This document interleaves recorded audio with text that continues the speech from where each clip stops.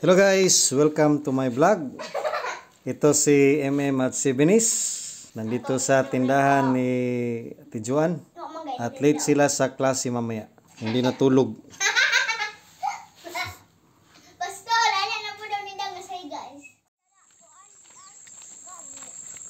Hello guys. Papunta kami ngayon sa Purok para sa Balis class. Kasama ko si Ate Julie na bagong rebound, si Benis, si Michelle, si MM, si Mike at yung bunso ni Michelle. Ang cute ng bata. Okay lang kaga?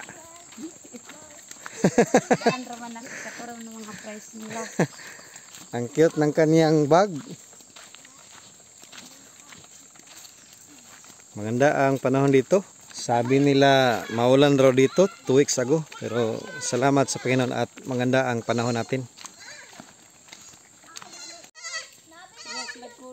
Ayan o. May anak yung kambing. May isa, ang cute. Ayan guys, tingnan nyo ang daan dito. Hindi maganda dahil umulan dito ng isang week. Pupunta muna tayo sa CR natin. Tingnan muna natin ang CR natin dito, kung ano ng development. Pataas na po ang damo ng ating church lot. Wow, ayun, may bubong na. Ayun, may finishing na pala dito sa pasukan ng CR. Ito po ang ating CR ngayon.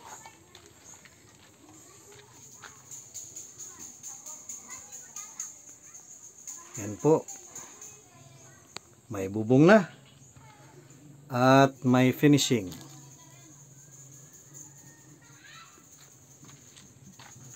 Dito sa kabila ay mga kahoy. Yan po ang ating CR. Church comfort room. Meron ng bubong. This is the update of our CR as of November 30 dito sa Sitio Kituba.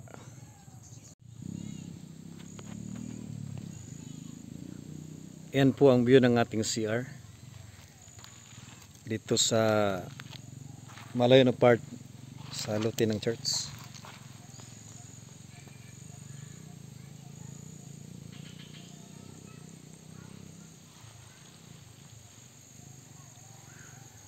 Ayan ang legendary rosewood. Ito ang venue natin dito sa Balis class. Ayan ang mga kabataan. Ready na sila na makinig sa ating Balis class. Yun. Tinuod nga kalipay nga ipangandoy ko kay kanimo mabati ko ang matamis mong paghigugma. O Jesus, ikinahanglan ka.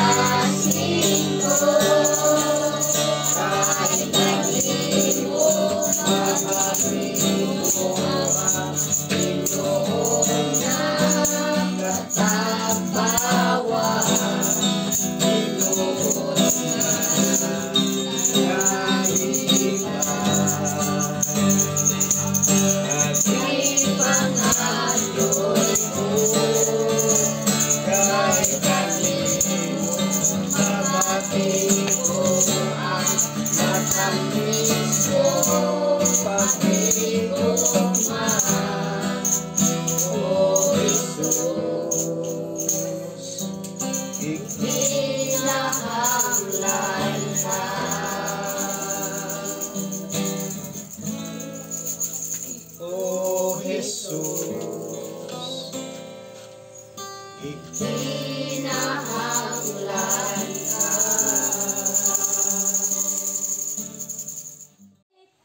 I'm alive, alert, awake. Alert, alert, alert. I'm alive, alert, awake, enthusiastic. I'm alive, alert, awake, enthusiastic. I'm alive, alert, awake, enthusiastic. I'm alive, alert, awake, alert, alert, alert. I'm alive, alert, awake, enthusiastic. Ang Diyos maayo man, ang Diyos maayo man. Ipatindog ni ko, ipatindog ko, ang Diyos maayo man. Ang Diyos maayo man, ang Diyos maayo man. Ipatindog ko, ipatindog ko, ang Diyos maayo man. Ang Diyos maayo man, ang Diyos maayo man. Ipatindog ko, ipatindog ko, ang Diyos maayo man. My God is so big, so strong and so mighty, there's nothing my God cannot do. My God is so big, so strong and so mighty, there's nothing my God cannot do. Nakasabot ba mo og unsay widow? Kanang biyuda ba? Na-istorya niya nga, pobre kayo nga biyuda. Pero sa iyang pagka-biyuda, bisag pobre siya, matinud-anon siya, nga natuo sa atong Ginoo. O dili siya nagpakaarong inon.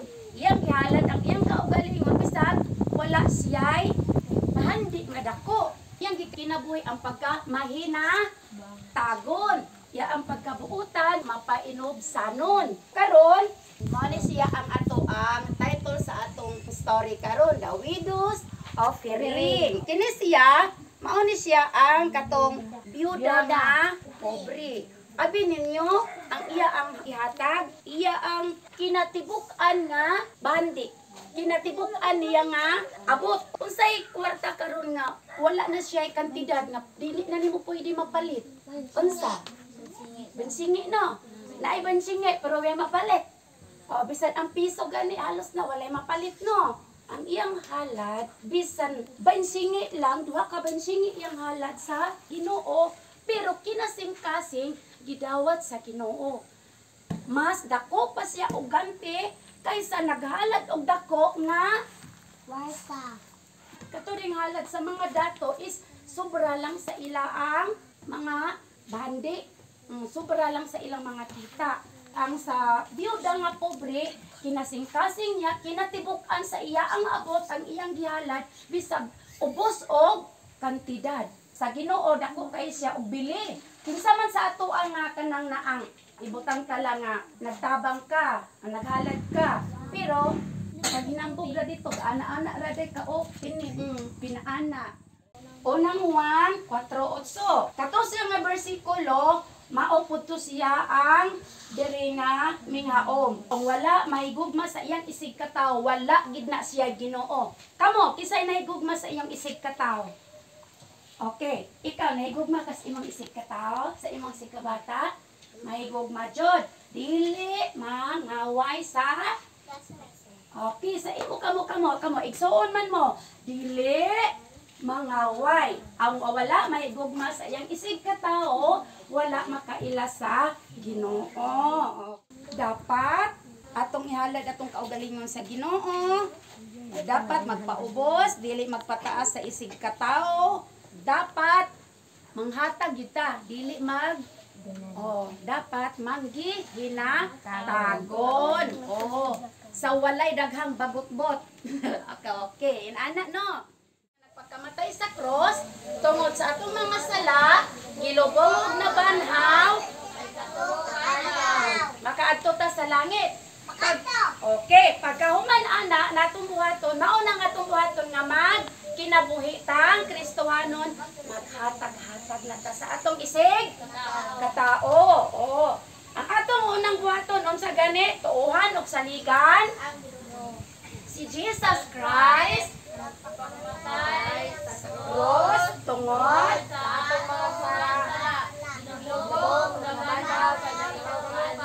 okay. Pagkahuman, kay ato naan naman nato si Jesus Christ sa atong kinabuhi, ang atong buhaton, dili na ta magsigig pangaway ha, dili na ta magtinalo sa atong kauban nga mga bata. Tapos, pag naay makita sa palibot ni makuan, kailangan matinahuron. Where God guides, He provides. Makita sa Isaiah chapter 58 verse 11. Okay, mabuo na kayo no. Okay, balik-balik basa. Dali ra nimo memorize. Where God guides, He provides. Where God guides, He provides. Where God guides, He provides. O, ana rin na siya. Is in or out? In. Out. Ayaw guniti ang imong kauban. In. Out. Out. Ayun. Oh. Out. Wala na. Out na. Out na ta. Kisa to waling palo. Out na. Bit, tanaw big, asang out big. Ate Julie, hatagig premium out. Tagay na premium. Katong na out, ito na. Dikit. Ready na? Okay. In. Akira. Out. In. Out.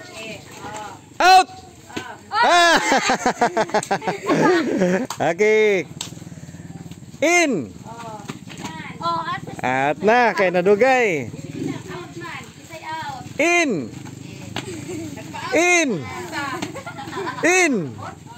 Out.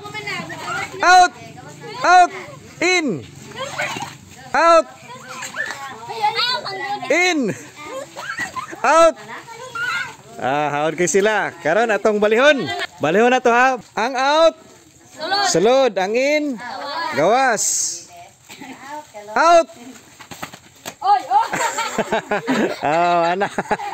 Okay. Out. Pilejar. Out. In. Out. In. Out. In. Out. Okay, kaning upate ang daog. Okay, kamong upat. Kanindot